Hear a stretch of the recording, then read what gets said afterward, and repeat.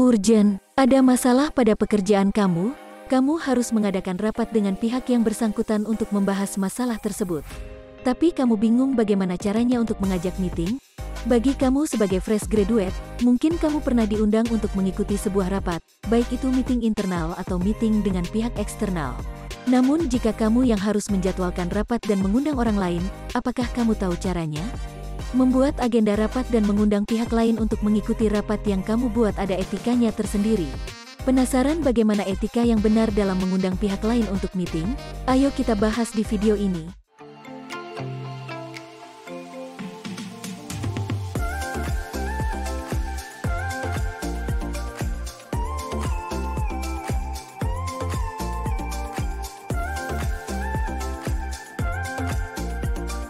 Hai Sobat 5, balik lagi sama Minli di sini. Di video kali ini, Minli akan membahas mengenai 5 etika profesional dalam mengundang orang lain untuk meeting. Meeting merupakan bagian penting dari aktivitas kita di kantor. Meeting bisa diikuti oleh internal kantor yang bertujuan untuk kolaboratif menghasilkan ide dan pengambilan keputusan, atau meeting untuk melakukan kerjasama dengan rekan bisnis atau klien. Mengirimkan undangan meeting merupakan hal lazim yang dilakukan sebelum diadakannya meeting dan salah satu hal penting dalam menentukan keberhasilan pelaksanaan meeting. Pernahkah kamu ditugaskan untuk mengirim undangan meeting? Mengirimkan undangan meeting terlihat sebagai aktivitas yang simpel, namun tetap harus ada etika yang perlu diperhatikan pada saat mengundang orang lain untuk meeting. Di dunia kerja, segala sesuatunya harus dilakukan secara sistematis dan dilakukan dengan profesional. Jadi jangan pernah mengajak orang lain untuk meeting seperti kamu mengajak temanmu untuk hangout bersama kamu ya. Yuk simak penjelasan Minli terkait etika dalam mengundang orang lain untuk meeting agar kamu tidak sembarangan ketika mengundang untuk mengikuti meeting. Tertarik untuk mendengar penjelasan Minli? Jangan lupa like, share, dan subscribe ya. Berikut adalah 5 etika profesional dalam mengundang orang lain untuk meeting yang perlu kamu ketahui. 1. Mengundang pihak yang berkepentingan sesuai dengan topik pembahasan. Jumlah peserta yang banyak tidak menjamin efektivitas dan keberhasilan tujuan meeting loh ya Sobat 5. Sebelum kamu mengundang untuk meeting, kamu bisa menyortir terlebih dahulu siapa saja yang harus ada dalam meeting tersebut. Kamu bisa lihat dari tugas dan tanggung jawab orang tersebut dalam pekerjaannya, atau kamu bisa juga menyortir dari jabatan atau posisi orang tersebut. Kamu juga harus sesuaikan dengan topik bahasannya. Ada meeting yang lebih teknis sehingga biasanya diikuti oleh level karyawan, bukan level manajer atau level yang lebih tinggi. Jika topik meeting tersebut lebih strategikal dan membutuhkan untuk membuat suatu keputusan penting, biasanya level manajer bahkan direksi akan dilibatkan dalam meeting tersebut. 2.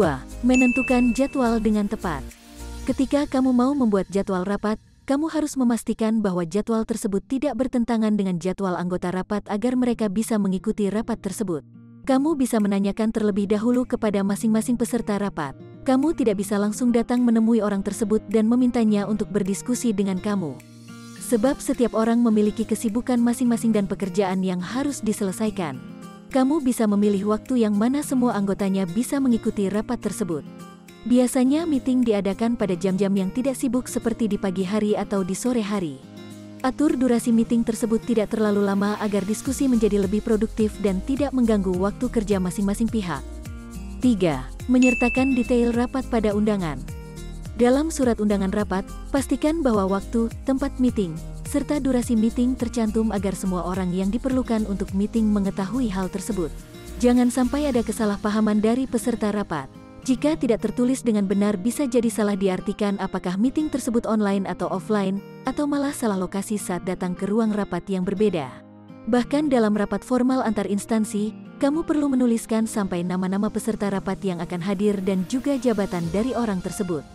Kamu perlu memastikan bahwa kamu tidak salah menulis ejaan nama dan jabatan peserta rapat ya. 4. Menginformasikan hal-hal yang perlu disiapkan peserta.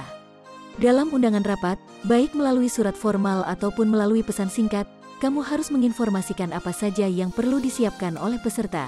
Buat agenda yang mencakup semua item yang akan dibahas pada meeting tersebut. Agenda ini akan membantu para peserta meeting mengikuti alur percakapan dan mempersiapkan diri untuk setiap item yang akan dibahas. Hal-hal yang perlu dipersiapkan contohnya seperti alat tulis, notes pribadi, laptop, bahan presentasi, dan sebagainya. Jangan sampai peserta rapat tidak mempersiapkan hal yang mensupport topik bahasan rapat. Misalnya peserta rapat tidak membawa bahan presentasi yang harus dipaparkan akibat miscommunication dengan kamu.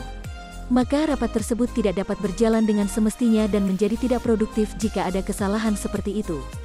5. Mengonfirmasi kehadiran peserta rapat. Sebelum kamu memulai rapat, kamu perlu mengonfirmasi kehadiran masing-masing pihak apakah orang tersebut akan datang atau tidak dapat menghadiri rapat. Jika orang tersebut tidak dapat menghadiri rapat namun ia memegang peran penting atas jalannya rapat tersebut, kamu perlu memastikan apakah orang tersebut memberikan amanat kepada orang pengganti untuk mewakilkan pendapatnya. Kamu juga bisa menanyakan apakah masing-masing peserta rapat akan datang tepat waktu atau terlambat datang. Jika orang tersebut akan datang terlambat, pastikan berapa lama waktu keterlambatannya. Hal ini untuk mengatur agenda rapat agar berjalan dengan baik. Nah, gimana penjelasan dari Minli? Udah jelas belum? Tulis di kolom komentar ya pendapat Sobat 5. Oke, segitu dulu sharing dari Minli kali ini. Jangan lupa cek video Minli yang lain ya. Jika kamu merasa video ini bermanfaat, like, share, subscribe, dan ajak teman kamu ya, biar Minli lebih semangat lagi bikin videonya. See you on the next video.